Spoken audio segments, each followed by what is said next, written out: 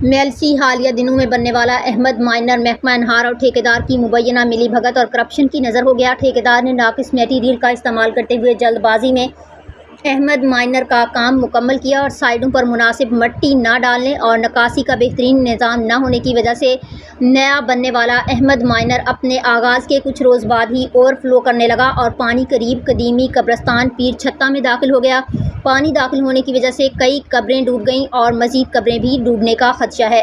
पूरे कब्रस्तान में पानी होने की वजह से अपने प्यारों की फातिहा पर आने वाले किसी भी रास्ते से कब्रस्तान दाखिल नहीं हो सकते।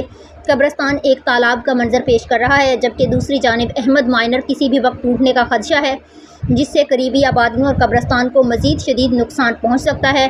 शहरियों ने डिप्टी कमिश्नर विहाड़ी से नोटिस लेने, अहमद माइनर पर होने वाले करप्शन की तहकीकात करने और दोबारा मुरम्मत का मुतालबा किया है।